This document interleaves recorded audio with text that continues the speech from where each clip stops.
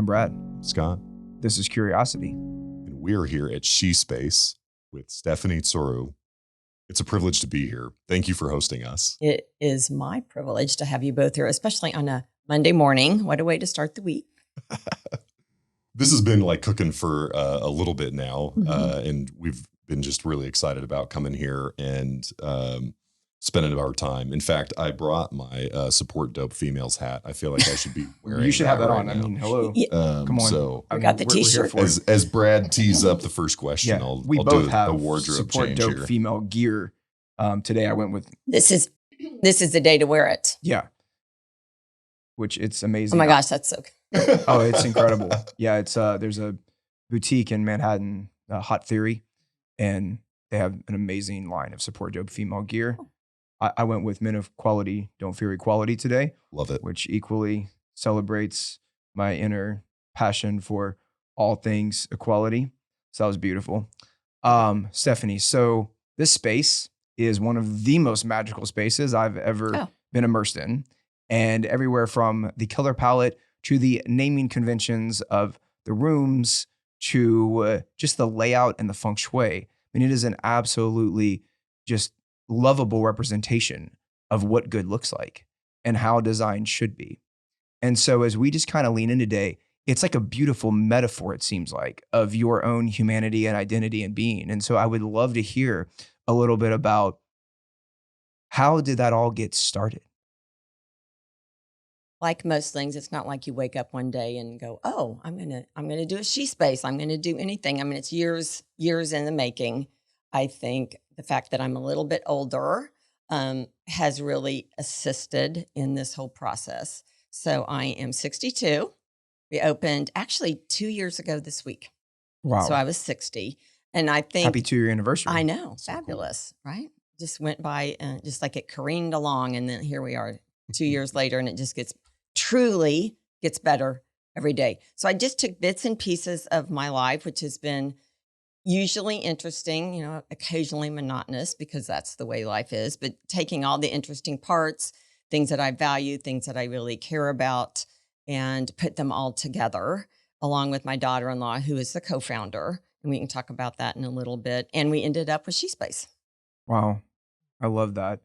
It is very special. So why do you get out of bed every day? For SheSpace at this point. No, actually, I would say I get out of bed every day. I get very excited about new things, and every day I want something new in it. And it's actually so easy here because new things happen every hour inside SheSpace. But what I have never been able to do is, like I said, I really struggle with monotony and sameness. And so I get out of bed every day to see what that day is going to bring that the day before it didn't have. So, and that's what keeps me going. If I got out of bed every day and was like looking for something to do or what's that day going to bring, I would be one very unhappy woman. So I have no trouble getting out of bed every day because every day is just so jam-packed with newness and wonder and uniqueness. And at this point, it is because of the women inside SheSpace, because I can literally sit at the desk and just wait for all these fabulous women to come to me. That's amazing. A Well, room it's full of like- dope females. Yeah, exactly. It is extraordinary. Well, Extraordinary. and like one thing to touch on with that is I just think about, like, I love design. Obviously, it's a huge passion of my life's work and a big part of it. And I'm always thinking about this ideal of what is within goes without, meaning it comes from within and then it enters into the universe and it manifests into something very real. And it is something that's within our existence, within our humanity and our being. And then it's created. And like, this is exactly that. And so just like so grateful and thankful that you brought something from within your own humanity and your being and shared it with the universe and with the world and with women. Like that's just absolutely amazing. Amazing. And this is a bit of a family affair. It is a family and affair. Would love to hear a bit Yes. about kind of how those weekend conversations, dinner table conversations kind of evolved to that initial like jumping off point. So there's so many things to be said about that. So I had the idea and I worked on it. When I say worked on it, I spent my days talking to other women. Like, here's my idea. What do you think about this?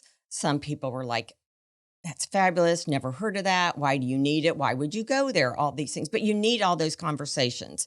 So I kind of call it my way of doing market research. So I worked on it for about 4 months. It is obviously a bigger project than one person can manage and do well. So my daughter-in-law, Katie, was in the middle of transitioning out of corporate America. It was at the end of the life cycle for her, and she was looking for something new. She had 2 little girls. This, I thought, was something that she would enjoy. And to be quite honest, there's some things that SheSpace I don't like to do, and she does like to do, and she finds joy in them. And they usually contain numbers. But she's a mathematics major, and she loved it. And so I was like, these are the things that I think you would enjoy that I don't want to do. I want to, I'm more like the visionary. The details need to be done, and I want them done, and I know what they are, but I don't necessarily want to do those things.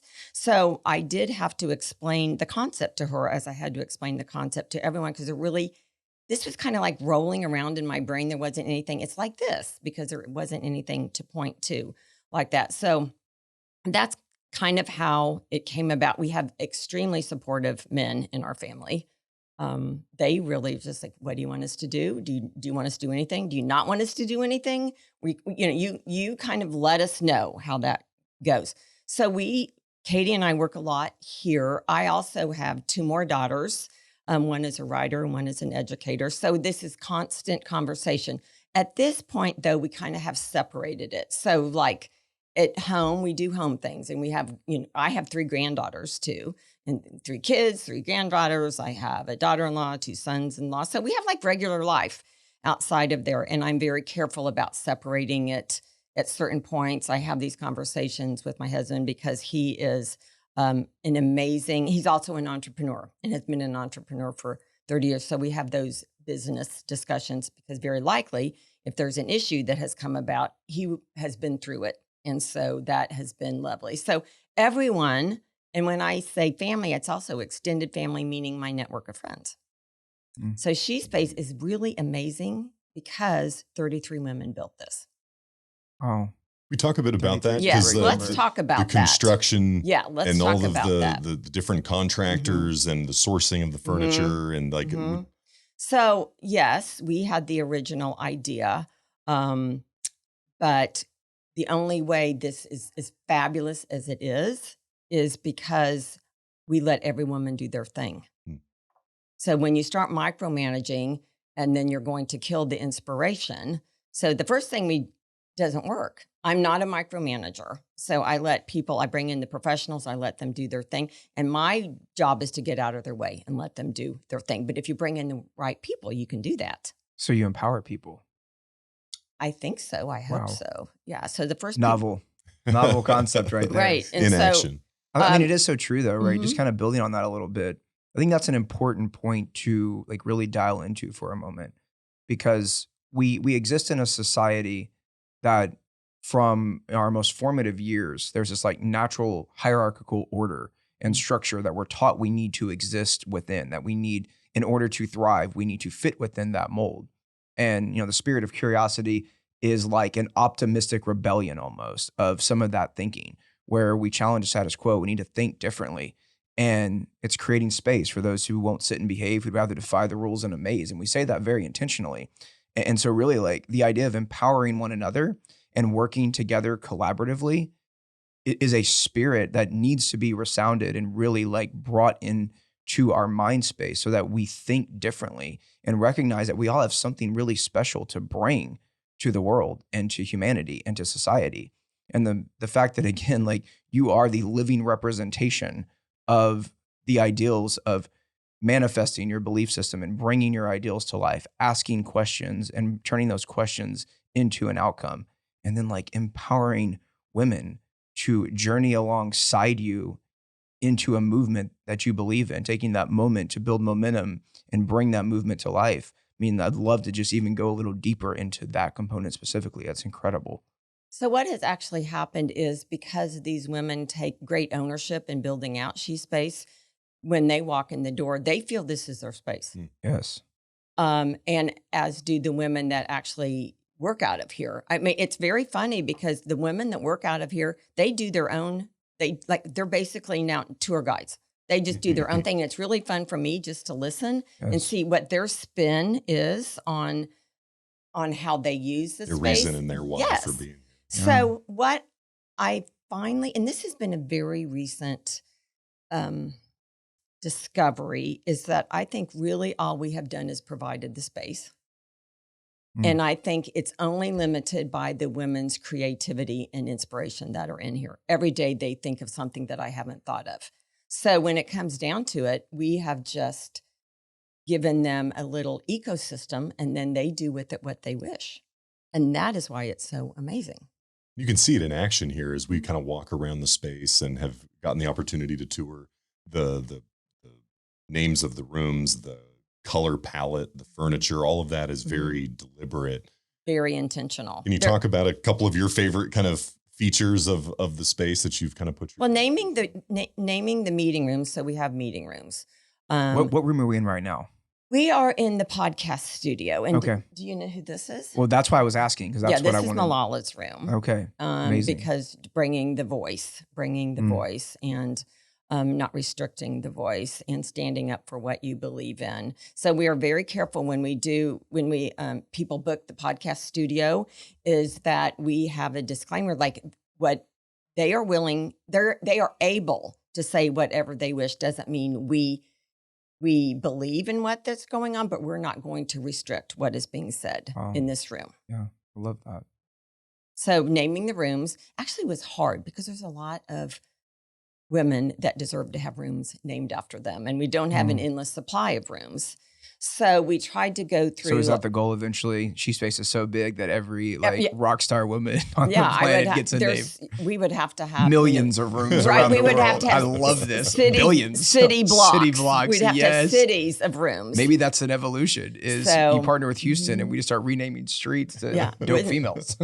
So that was actually the hardest part. I mean, it was fun, and I wanted everyone to agree. There's some that are easy, like RBG. That was pretty. And the pin that you're wearing today, and the pin, gorgeous. So everyone, I'm wearing like a RBG brooch, and she's sparkly and glittery, and I often need her on Mondays. I didn't need her today because I was so excited about this podcast. That there's some Mondays I just need her. That's so special. She's kind of a regular on Monday mornings. So she was kind of a shoe-in, but we did want to visit other segments of society. So we have the Ida B. Wells, and she is at the very front. So everyone that comes through the doors has to walk by Ida B. Wells. And very, very frequently I ask and inquire if they know who Ida B. Wells is and what she's done and her significance. And about 50% of the time it's no. So I use it as a teaching opportunity. Could you share a little bit about Ida B. Wells? Yes, please. Yes. So Ida B. Wells, I think, is the most under-recognized woman and under-acknowledged woman in American history at the moment. So like many of the women in here, she did a lot of things. So when I say many of the women in here, not only the women that rooms are named after, but the women inside SheSpace, and we can talk about that. I don't know of a single woman in here just doing one thing. Mm-hmm. I mean, there's like a laundry list of things. And then as they are walking out the door after they've told me the first 12 things they're doing, they go, oh yeah, and I'm writing a book. Or it never fails. It never fails. And it's like, there's so many things, they don't even have time to list them all. So Ida B. Wells was kind of that person. So she was the first Black female journalist. Wow. In a time that... That's amazing. So think about what a journalist does. It's the voice. It's like early 1900s. Okay. So think about what even females fighting for their voice and for their voices to be heard, let alone a Black female. So that is extraordinary. Yes. And then she joined into the suffragette movement again. So when you look at the pictures and you hear about it, you only hear about white women. So she was brave. She was on the vanguard movement of Black women. She was one of the very first business women. We don't hear a lot about her. And even when I bring in, we have a lot of youth that come through here. And I use that as a big teaching moment. And even some of the young Black girls in here do not know who Ida B. Wells is, which means we need to work on our history. I was about to say, sounds like we need to have some kind of a spark for And Ida B. Wells. And Yeah. it's not Yeah. just young women. There's like women of all ages, which is really disappointing to me. But anyway, so she gets the marquee billing inside Yes. SheSpace. And so we talk about her a lot. It's incredible. So we could do an entire episode, I think, on the history of each rock star woman. Indeed. Double click into I mean, that's that background wow. history. Because otherwise, you know, over time. Well, and we need that voice and that echo to be shared so that we can all learn who Ida B. Wells is and those many others. Yes. So in other parts of the country, especially she was a Northeastern product. And so she is more well known there. Okay. But again, we could talk about her all day long. But I did in all my research, and I put together like a list of names, and she was the one that I really pushed for. But even in my discussion with people, they didn't know who she was, so I had to explain a lot about that. So you've got a lot of great up and coming entrepreneurial women coming through this space. You've created this community, this gravitational pull. Can you share just a few examples of kind of what's churning here and what some of these women are creating and what they're working on? Do you have like a month or a year? So I'd love to. I feel like we need to. I'm always thinking about the show notes and like what we could be adding, because definitely like with the stuff that's happening in SheSpace, but like, you know, some women are working on things that are like they're maybe it's like under the radar right now. Like they're not necessarily ready to launch, but like there's some that are like scaling, moving, like they want that. So let me just give you a few examples that stick out to me, because I mean, we have hundreds of women in here and that pass through here. So I mean, we have women that come every day to their offices. So we have 25 offices. So those women are here regularly. They office here. Then we have like desks. So those women, they have their own desk space. So again, they come very frequently. A lot of the women that are at desks really don't want to be, and I'm going to say it, locked in an office. They kind of like the hubbub and the happy chaos. So they they have their own dedicated desk. Yeah. So I see those women a lot. And then we have like the traditional co-working community space area where women are coming and going, and the hot desk, floating desk thing. So any given day, you're going to have a different group of people in there. There's a few regulars, but generally there's just a lot of people floating through. So we have, you know, the other thing that really has come to light is, I think, during the pandemic, that women finally had a chance to maybe have a little bit of more quiet time and not time sitting in their car, driving back and forth. And so those ideas that they had been ruminating over for the last who knows how long, they finally got to build out those ideas. We have a lot of women that transitioned out of positions that may not have been fulfilling. We'll just go with that. Yeah. I mean, the Great Resignation was a thing for a reason. And it is a thing. And, you know, I agree with you. I think a big part of it was humanity finally had a pause. And society had a pause, and the noise quieted. And I think we heard our own inner voices, maybe for the first time ever. And we started to think for ourselves. We started to, and that's why I talk so much about challenging the status quo, thinking differently, like push the boundaries of our own orthodoxies. And I think instead of sitting in traffic, we turned on Waze and said, let's see if there's another route that I want to be on. And it's okay if you don't, but just deciding for ourselves, what is the path that we want? What is the life that we want to build? And then go and create that, bring SheSpace into existence. Yeah, so that's interesting, the Waze metaphor. So like, I think honestly, people tapped into their own internal, what's my final destination? Do I want to be going here? No, I don't think I do. I think I want to change my path, and I think I'm going to go here. But again, we're over busy. We know we are all over busy. We don't have margins. And that was as awful as it was, it was like forced serenity. Yeah. But if you would embrace it and just become one with it, some wonderful things happen to that. So I'm going to use the first example is the opera singer. Okay. So she's actually an opera singer. Amazing. I wish I could sing anything. She thought, well, of course, during the pandemic, no one's performing. Oh, yeah. So if this woman has an entrepreneurial thought at all, she's like, well, probably one, I need some income coming in, but maybe two, maybe there's something else I want to do. So she now has her business where she goes into people's homes, dinner parties, gatherings, and sings for them. Oh, wow. Wow. Cool. I mean, that's just one example. Yeah. It's incredible. And to take, so I meditate probably every morning, hopefully every morning, sometimes not. This is a very long way of getting to my point. But currently I'm going through a book called 100 Days to Brave. And in one of the excerpts about 3 days ago, it was talking about your why or your calling or your big ambition, right? Pick your favorite synonym. And it said, we have one like why, one call, one big ambition. We have multiple expressions of that narrative.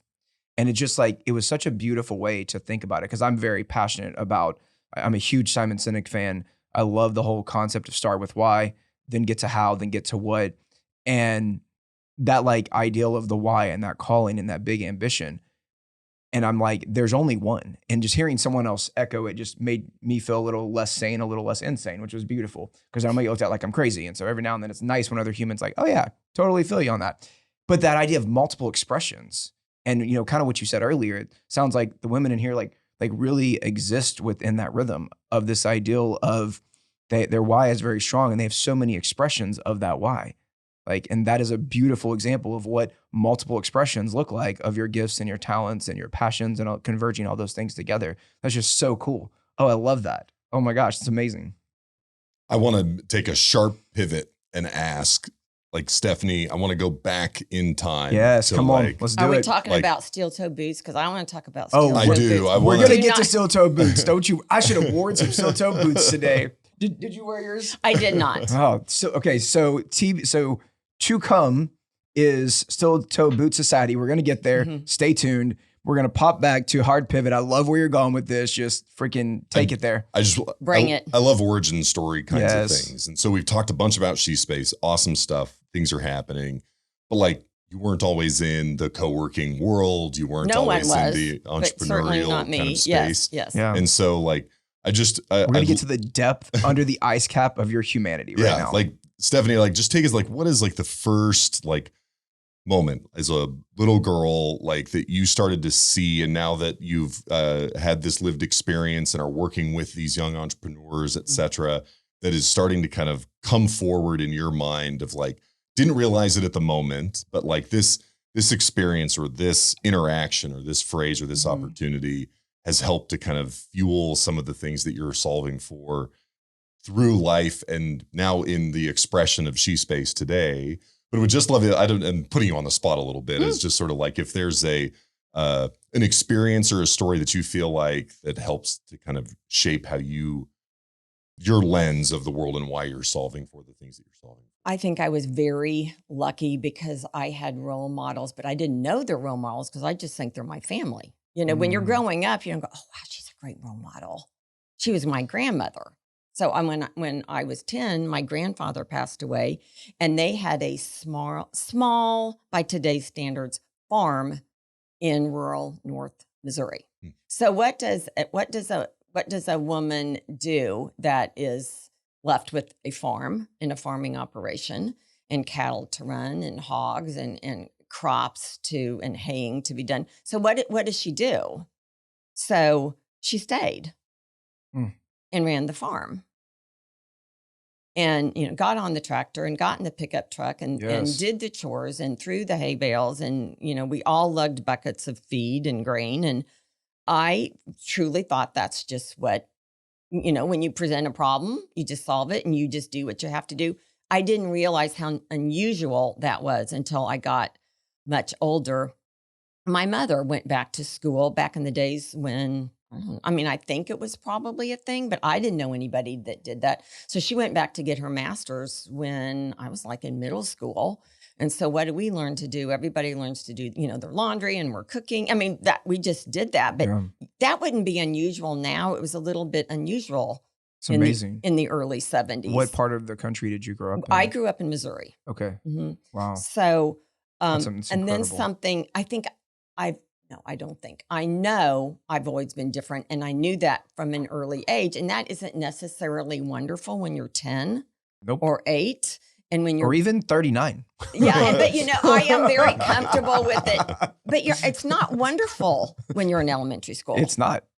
When you think I like feel that life. my best friend is like a book. I mean, that is not necessarily fabulous. And so on the weekends, we would be in rural America.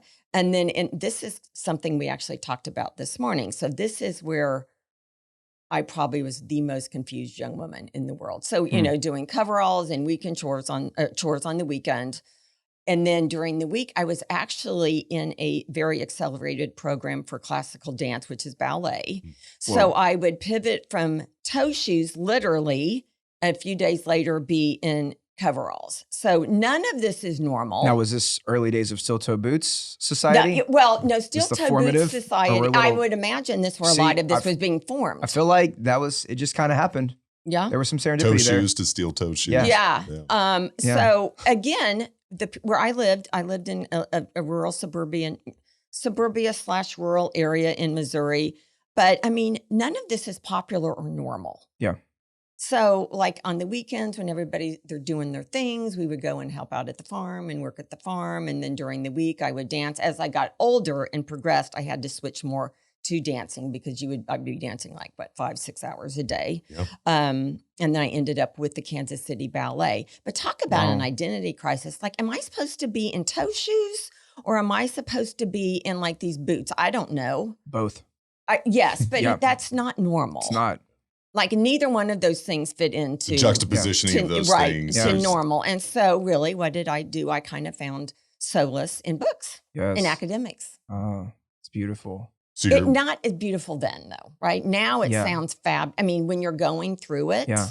That seems like it's most moments, though, and not always, but at least in my lived experiences, I reflect and I'm so grateful and thankful for certain moments in the moment. Like, you know, deep down inside, there's kind of this like, this value to it, this purpose, this intent. And but going through it. Yes. And I've always been so value driven, so intentional. I am not a free floater. I am very adventurous, but it is probably a planned adventure. Like, I mean, and wherever that takes me, that's wonderful. Okay, this is something else we need to talk about. So my mother and father, again, rural Missouri, when they were the generation that got married when they were like 21, 22, met on the school bus when they were like 14. Amazing. It's one of those stories. Amazing. Graduated from college. My dad, that was at the time where like you picked a branch of the military to go in. Yep. So my dad was in the Air Force. And this is, again, things that I kind of thought was normal. So this little couple from rural Missouri, where do they go into the military? Morocco. They pick Morocco in 1958. Wow. So again, a little bit different way of thinking. And so again, I think these are the things that I absorbed and I thought this is just what you do, but this is not what you do. But it didn't scare me because I had seen all these people doing all these things. And that is where people always say, aren't you afraid? I'm sure I am on some level, but I don't ever feel it. Mm-hmm. Well, and that seems to have, because you got to go with them as well at certain points? I was born in France. Okay. So they left Morocco. Yeah. They went to Paris. They lived all over, and I was born in France. And then at school age, they came back to the United States. I'm still bitter about that because I feel like they could have stayed. Yeah. But I've been holding a grudge for 55 years. But I mean, we can talk through it now, and we can, like, you know, if you want to let it go, it's beyond being solved. Okay, got it. So it's just gonna become a part of your identity now.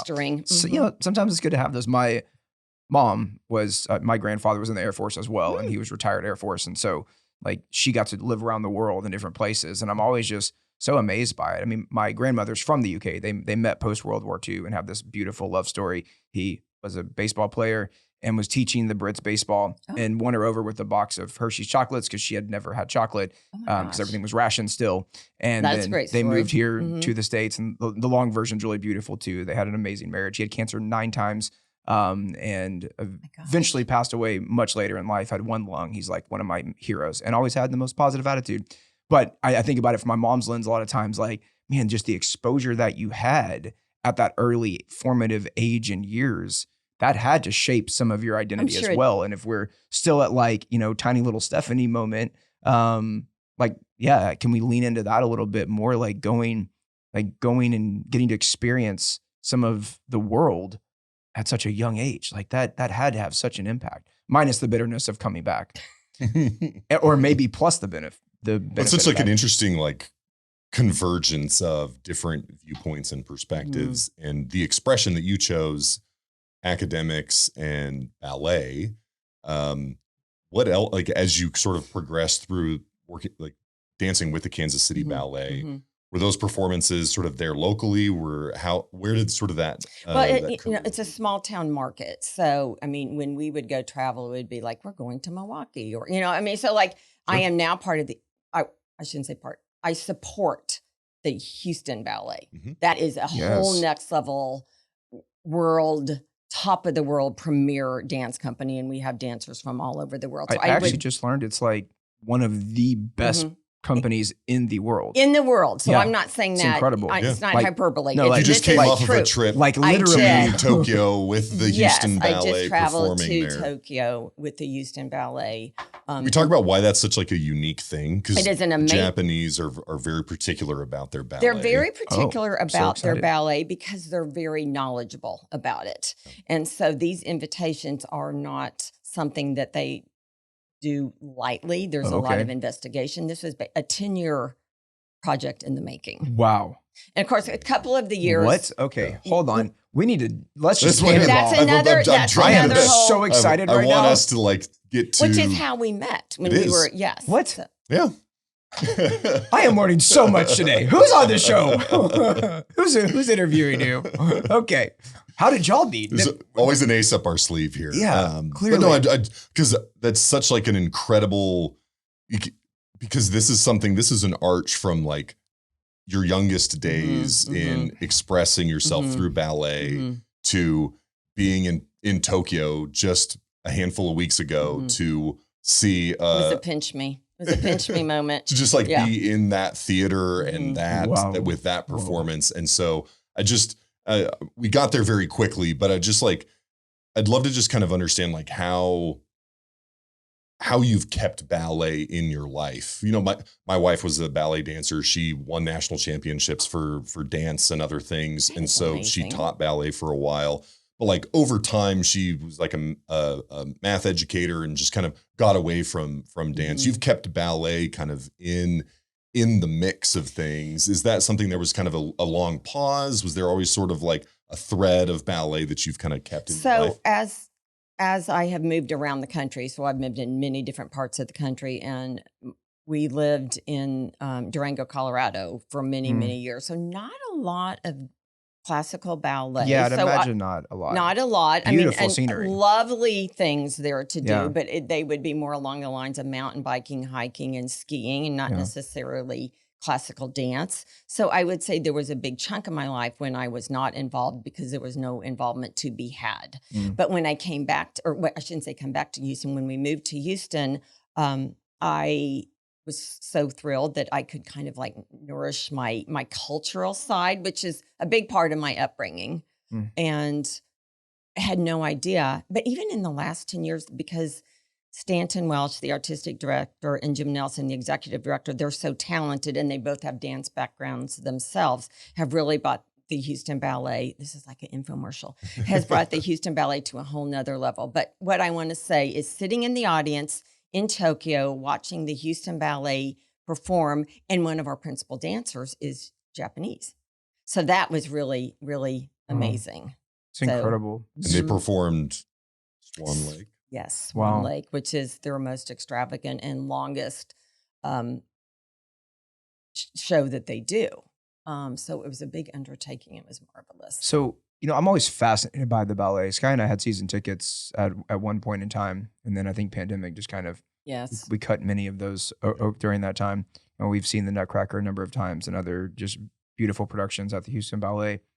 I'm always fascinated by how a human being body tells a story. I mean, it is storytelling through the movement and the kinetic energy of a human. That to me just constantly wows me. And I mean, to be fair, I grew up in a relatively small town in Texas, about 35 minutes southeast of here, called Dickinson, and had horses, and they were cattle out there. played baseball and football, and getting to the beach was a big deal, let alone coming into the city. Sure. So I wasn't exposed to that. I think we went to the Nutcracker one time as a child, and I'm pretty sure I was 8. I was really excited about, because I love fashion, I was excited about my suit that night, but I think I was asleep. I think I was asleep before we even got to intermission. And I remember going to Macaroni Grill. That was exciting. You know, big city stuff. Yeah, it was incredible. And then that was kind of my last exposure until a few years ago. And so I've kind of had to like learn about this, and I'm very curious. So I was very excited to learn about it.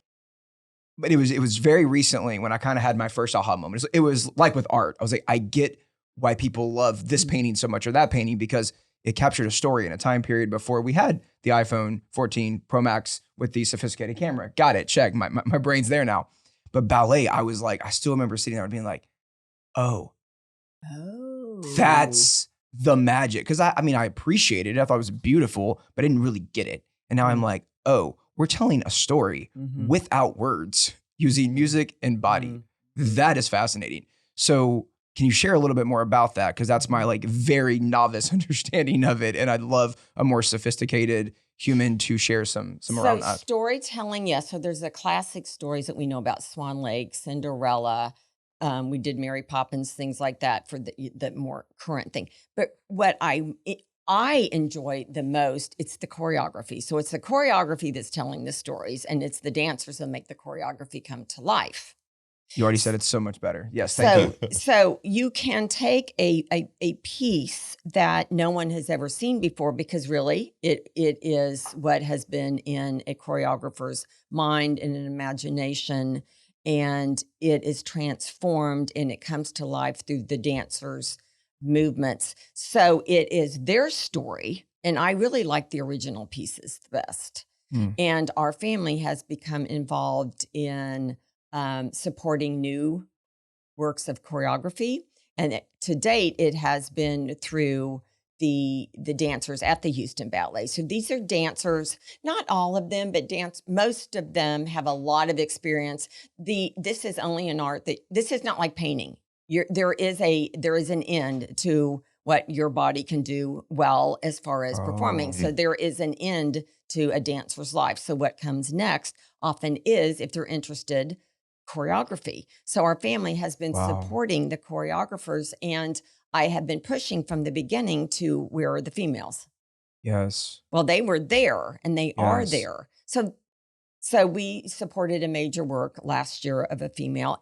But speaking of equality, it goes both ways, because it used to be that there were a lot of males represented in dance, and there needed to be a push. I will tell you that the Houston Ballet has equal men and women of talent. Yeah. Well, there's such a stigma in society culturally about what's acceptable. It's very unusual. Yeah. And we have amazing male dancers at the Houston incredible. Ballet. Yeah. Yeah. That's one thing I wish that as a society, and I hope that some of those stigmas we can debunk. 'Cause I mean, you said it really well. That's the beauty of equality. It's not a like one-sided narrative. It really is about balance and equality and elevating together as humanity and as society. And yeah, in order to do that, there are very important moments where we need to focus on a specific group or population. In this case, female population, you know, in other scenarios, like when we think about it racially, there's a huge factor there that we need to be mindful of, because I will often hear people make comments, and my response is always like, sometimes we have to invest more in certain humans' lives than others, because there's a need in this moment to elevate in order to create equality. And that's a messy journey. That's not simple and easy. And so I love that you shared it kind of from even like a ballet lens. It's everywhere. You can look anywhere and find it. Yes. This is another example I want to talk about. There's a lovely woman in here. She's actually a veterinarian. And so we have a lot of people that work in clinics, can be medical care or veterinary care, but they come in here, well, mostly they say to hide, because no one knows where they are, and they can get their stuff done quickly. And they love being— And the building's locked down, so they're safe. And they love being around different people. I mean, people from different industries. So they're always around people in veterinary medicine or in cardiology or whatever happens to be. So one of our women, and she's been a supporter from a very early days of SheSpace. She was in here as she built out her own veterinary clinic. Well, she and her partner are both Black women, both of them. That's amazing. That's an amazing story in itself. So their practice. They opened their practice, and the two founders are Black women. God, but that's incredible. what she also is doing on the side, this is what I'm saying. Everybody in here is doing like 15 things. Yeah. Multiple expressions. And it's so beautiful. So runs a nonprofit to encourage young girls of color to go into veterinary medicine. Yes. Because it's less than 1%. Whoa. Wow. Now, is that U.S.? Is that global? That's U.S. Okay. U.S. That's so incredible. again, this is something that Deliberately investing in that group and it early enough. So we could that it talk could about. create- I don't know anything about veterinary medicine, but that is something. If we wanted to, we could talk about it all day long, and the need for equality within it. Yes. So 1%. Just pick something, and we can talk about the need for equality in it. Does not matter. Yeah. It's needed everywhere. But I think I also want to point out, since I have my RBG pin on, is that people don't realize that she fought just as hard for men as she did for women. Her platform was equality. Yep. Just, throwing it out there. So can we talk about your idea of steel-toed boots society? Because I want to make sure I was trying to wait, but thank you. we've got a few minutes left. Okay. I want to make sure that it's something that came about when we were having our initial conversation about like just curiosity. And when I was graduated from high school when I was 17, the next day went to work in a steel mill, which we have all talked about. The three of us have talked about. It's a rarely known fact. I just didn't talk about it. I wasn't ashamed of it. It just doesn't often come up in conversation. It's not every day you just kick off with. Right. Spend some time in the steel mill. I went hanging out. And that is how I was able to pay my way through school. Wow. Wait, that's incredible. So your like fuel for your education was a steel mill. That's how I did it. That's so like when fascinating. There's nothing wrong with scooping ice cream. That's I made true. a heck of a lot more money Yep. working in the steel mill, Yep. in my steel-toed boots, with my heart out, in my Yes. safety glasses, in my heat-resistant gloves. And Well, what growing up on the farm, why would you not equally it go do never that? even seemed weird to me. Mhm. Honestly, it It's never not weird. even It's seemed amazing. weird to me. It's and badass is what it is. I worked. I worked as the number two. I worked in something called the number two rod mill. So as they look like 2-ton slinkies. Truly, that they look just like slinkies. They would come out of the furnace on these moving hooks that we would think like maybe like meat hooks, like Sure. as they come like Wow. As all that extrudes out. enormous. And my job was to take these very industrial shears that could very easily snap off a finger, but to grab the front of the coil and to snap off like 12 or 14 inches from the front and the back, and then run them to the metallurgist who would test like tensile strength and all these things. Wow. That was my job. So coming out of the furnace, very, very, very hot. Wow. And the buildings were all open, but still very, very, very hot. And so when they were running a batch that was extremely hot, we would only be allowed to work like an hour on and an hour off just because it was so. I mean, like you would go outside in a 105-day to cool off. Yeah. That's how hot it was Whoa. inside. But what I learned from that, it was the most interesting people. I didn't want to do this for my life. And we talked about this. This was back in the days before phones, before computers, before laptops or tablets, anything. So what do you do? And it was me and a bunch of old men. Well, not old. I was 17, so they could have been 30, but Yeah. older than me. Yeah. Yeah. They were lovely to me, very protective. It was Yeah. very amazing. interesting. So what do? Well, you can only talk so long in what we would read, which is great for me. But these salty creatures that you think probably couldn't string two words together were among the best, well-read people I've ever been around in my High life. literacy rate in the steel mill. Yeah. And we would have Love word that. contests because we had a dictionary, and we would. Oh my gosh. Yeah.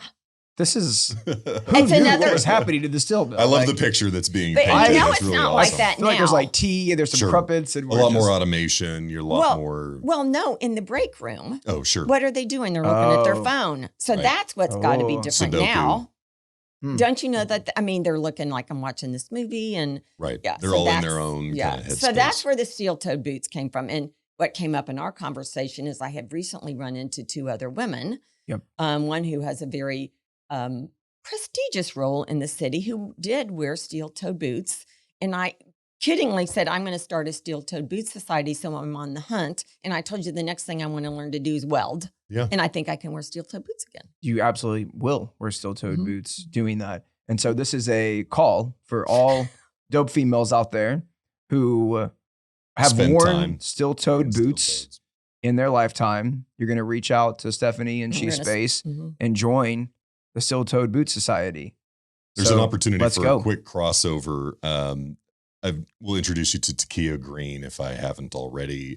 She worked in petrochemical plant here in town and was a cheerleader for the Houston Texans while doing that. Okay, no, that's good. This Now just is feels in- right. and Like now y'all is in just, investment we have banking. ballet So and steel-toed boots. We have Mhm. cheerleading and steel-toed That's boots. good. I think there's some really so cool like- things to come out. Like really great athlete wearing steel-toed boots, maybe at the same time. Like Yep. it could be that factor. So one thing that I was thinking a lot about is, as you were talking about cutting these 12 to 14 inch pieces of steel is, and the correlation to ballet, because naturally those two should converge, is this kind of idea of precision.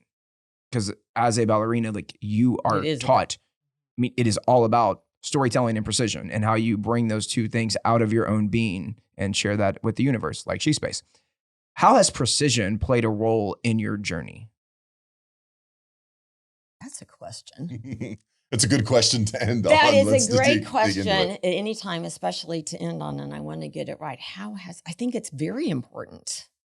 I think it's very important, but I think it has its place, and you cannot let precision dominate what you're trying to do. Oh, okay. Because then you lose creativity, Uh-huh. you lose mobility and fluidity. I think the idea, I might have to rework that. I'm not sure how much role precision actually has. It's kind of interesting because when you Oh, think like ballet, the yeah. precision is based on Okay, the let's go choreographer's back vision to and the execution as a dancer Ballet versus just building. okay. So a dancer's the bottom half, obviously, is where you're doing your steps, and it's very precise. But the top half is all artistic, Okay. right? So That's the where you, foundation is yeah. precision. So I think maybe we'll go with that. I think the foundation has to be precise. And then like the sandbox is a space for, or the precision is the sandbox and creativity is the sand within the sandbox. I think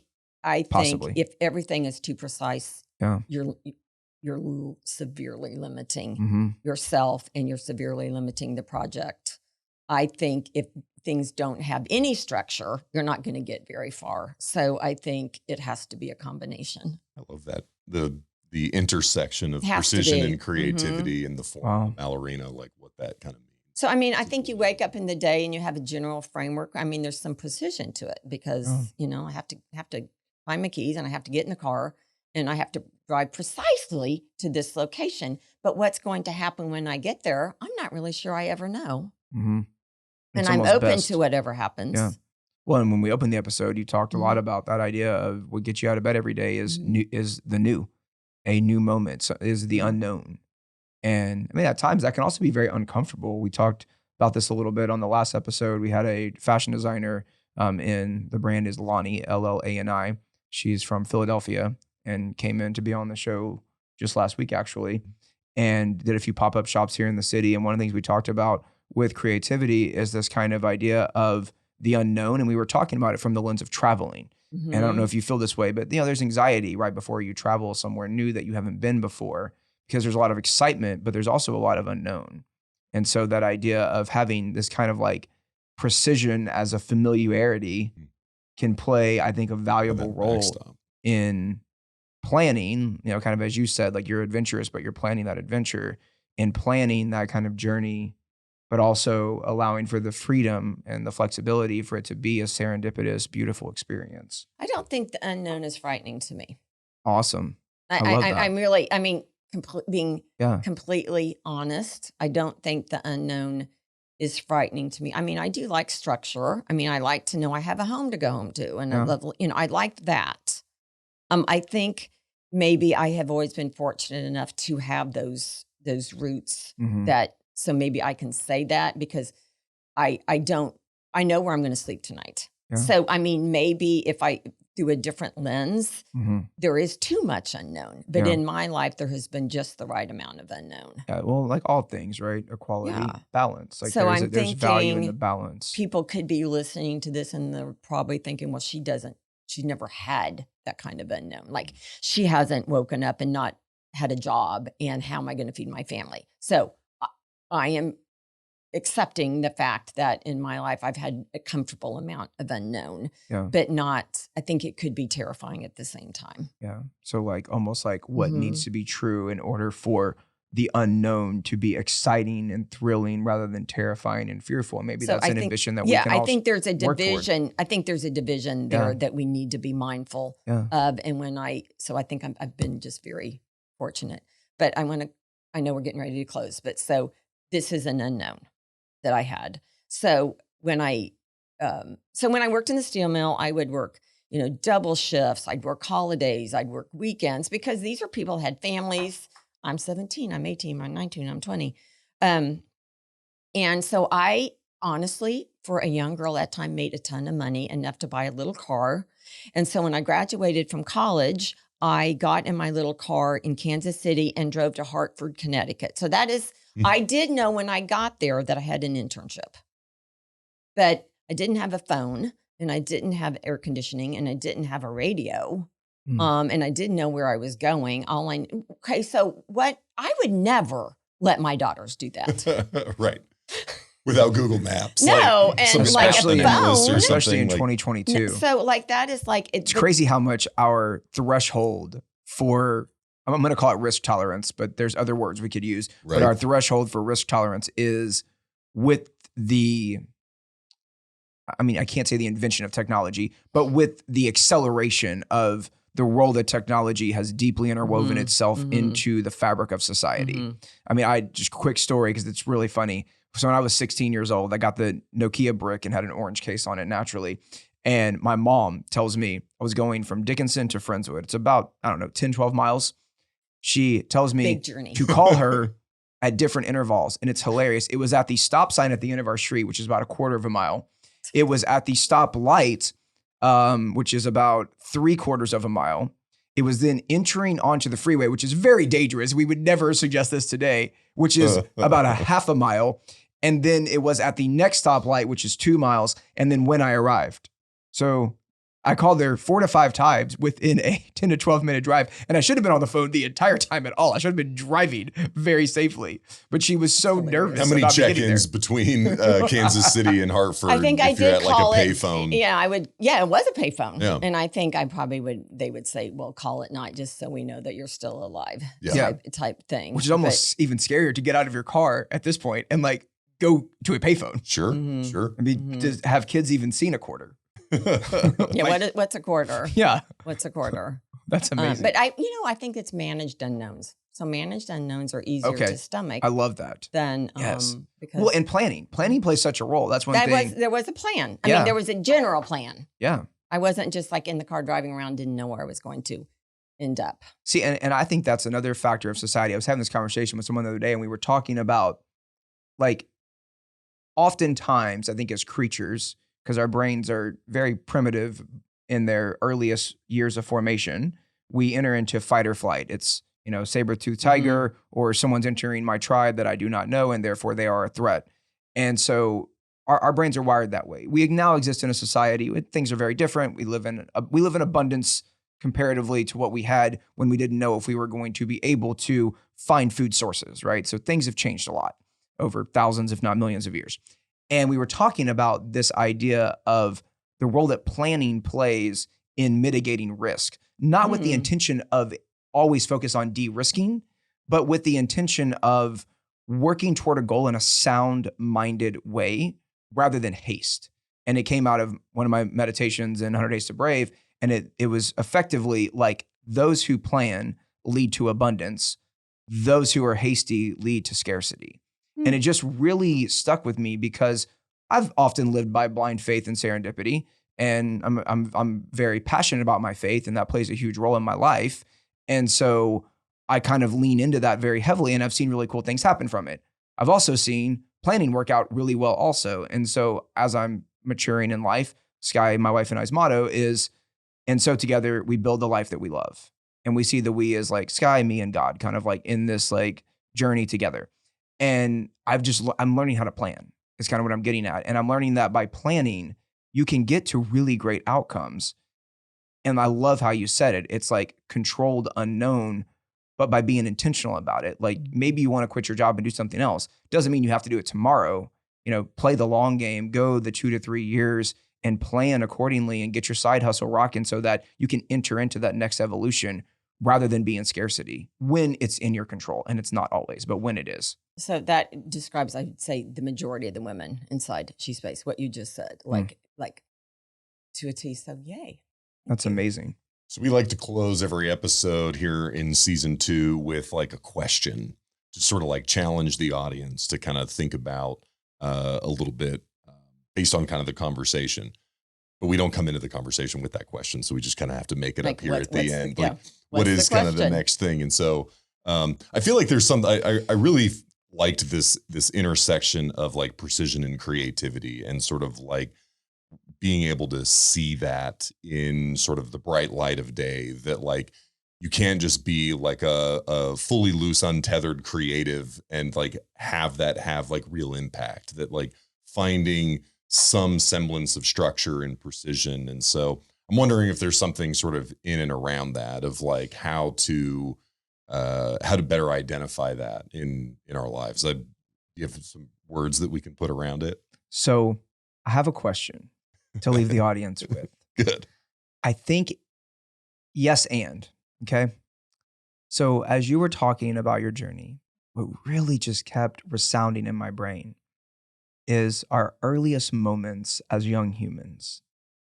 And so what are the ingredients, the elements, the kind of factors that become interwoven in our humanity? It can be nature, it can be nurture, it can be all of the above. In this case, it was precision that played a really big role in your life. And that led to the convergence of creativity. So in that construct, I think that's one example.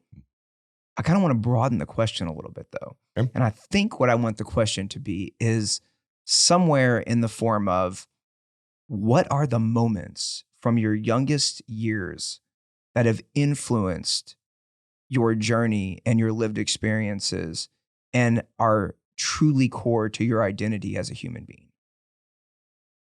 Does that feel right? Kind of what you've taken from like spend time reaching back into your earliest lived experience. And like Rolodex back to the childhood. And, it could be some of the traumatic moments, but, and if that is, that's beautiful. But like maybe more some of the positive moments, because, our brains remember a lot of what went wrong, but sometimes we forget really beautiful things that went right. And so like, if you can go back to that time period and feel comfortable doing that, like what are some of those really interesting, exciting moments that like played a role? Can I add to that? Please, yes. This is not a question, but this is an observation from having children and grandchildren and nieces and nephews. I think it is our responsibility to make sure the younger generation gets the chance to have those moments. Yes. Oh, I just got chills, literally. So let's make sure that when they're sitting here, they can look back and they will have a list of moments that influenced them, a list of things they can point to as this is where I started thinking, this is what molded me. This is what let me do this. This is what I was allowed to do. So let's make sure, hopefully we all had moments. I'm sure we did in this room, but not everyone gets moments. Let's make sure that we provide those moments. It doesn't have to be your children. It can be your neighbors. It can be your children in your classroom. It can be children that you work with in a nonprofit. Let's make sure, let's make sure that we provide those moments. See, that's a great call to action. Now, we've just put a big, beautiful priority out in the universe for us to advance collectively as a society, thanks to Stephanie Tsuru. Boom. Hey. Boom. Can you give us a boom? Boom. Thank you for listening. Join Brad and Scott next time on the Curiosity Podcast.